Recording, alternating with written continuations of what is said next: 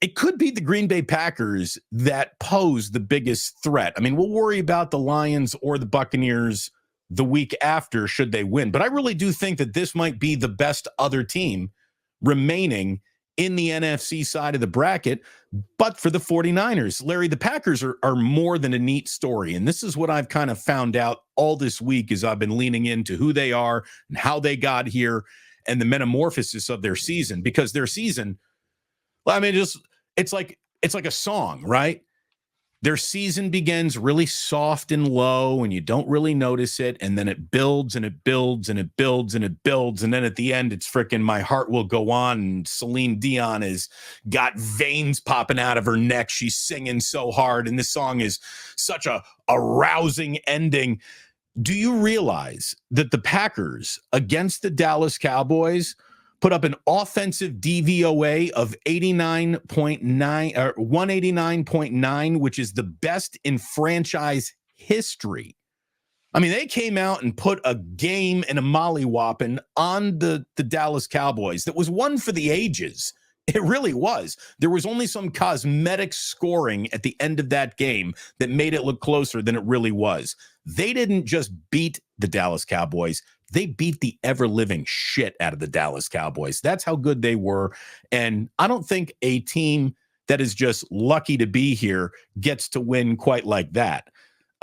They really have turned into something of a threat, a true, honest-to-God threat through the play of not just Jordan Love, but, you know, I had Bart Winkler, who's been a longtime talk show host in Milwaukee, on with me yesterday. And he says, look, we, you know, like always, we concentrate on quarterback, head coach. They're the guys who get the close-ups in between the plays. He's like, the play of this entire Packers team around Love is really the difference. It's Jordan Love isn't this good this early, taking this big a step forward. You got a bunch of young guys on this team who took significant steps forward in their careers in the last 8 weeks of this season. It's two different teams. It's two totally different outfits almost. And the Green Bay Packers that you saw in September aren't here anymore. They've been replaced by these guys, this new version of the Green Bay Packers, who are absolutely a threat. Look at it this way. If the Packers shock the world and beat the 49ers, don't be surprised to see them in the Super Bowl. Yeah, no, I totally agree. And I totally concur. And Niner fans were getting mad at me earlier this week when I was singing the praises of this Packers team. If you see it any other way, I don't think you're seeing it.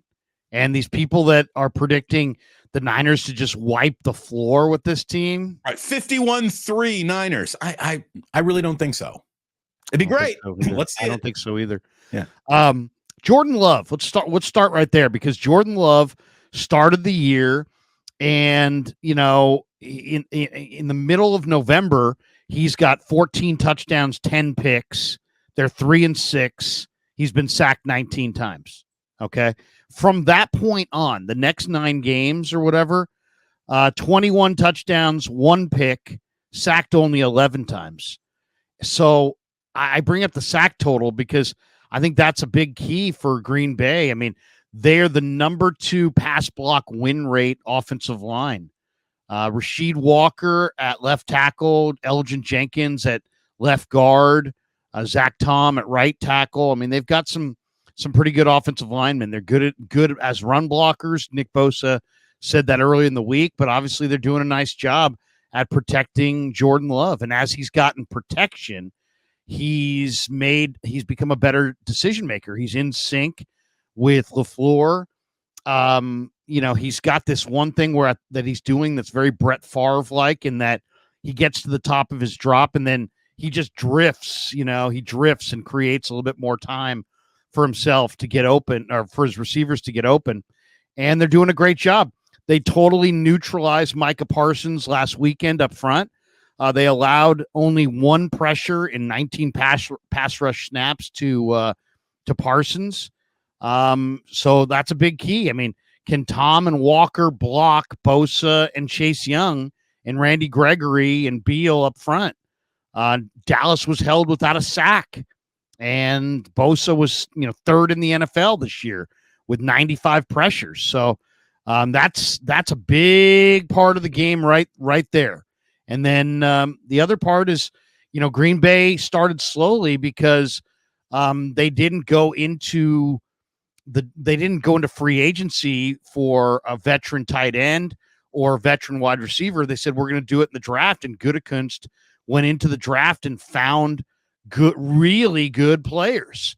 And unfortunately, they're young, so they gave away the first half of the year. But now they're in rhythm with Love, and he's got, Kraft and Musgrave are Pro Bowl caliber tight ends. Luke Musgrave's going to go to work in the middle of that field. No doubt. He's fast. He's not just 6'6", he's fast.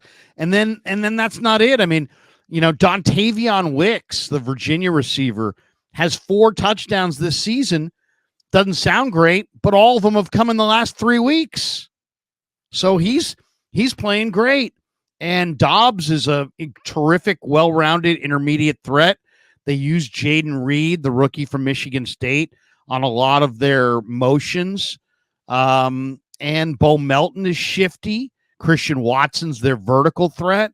And every single one of these guys, I mean, if you look the last 7 weeks, I think there's like 7 different Packers in the last 7 weeks that have led them in receiving. So it's not the Niners in the past going against Green Bay where you knew, hey, if you can take away Devontae Adams, tilt all the coverage to Devontae, you got a reasonable expectation you could bother Rodgers. There's any number of guys that he can go to, including Aaron Jones out of the backfield. So Love spreads it around. He spreads it around. And Jones has gone for over at least 111 yards now, 4 weeks in a row. So he brings tremendous momentum into this game. What they also do, Larry, is, and this is another thing that as the Packers got better, LaFleur became more aggressive in his play calling. And this team, if the Green Bay Packers on their side of the field are looking at a 3rd and 4, they might be taking an end zone shot right there. Yeah. And Love's been hunting big plays. He takes a lot shots, and it's not just against Dallas. This is how the second half of the season is gone. They take shots from midfield. They look for big plays from their own side of the field. Oh, they only need to pick up 4 for a first down and stay ahead of the chains. They might be going for it right there. So that is where the 49ers really need to be Johnny on the spot. 3rd and 6 doesn't mean defend this fucker for 7 yards. It means you better be looking for an end zone shot here too, because they're going to be looking for it. They are aggressive on 4th down. Larry, they're throwing touchdowns on 4th down, not just looking to pick up first down. So